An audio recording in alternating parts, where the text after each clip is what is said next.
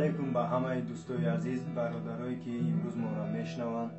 ما خواستیم ای صدرالدین نجمیدین یا بیت بخونیم.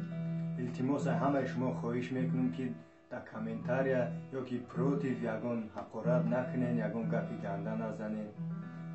یا رفتیم. هنوز عشقی من و قلبی مرا باور نداری، بیا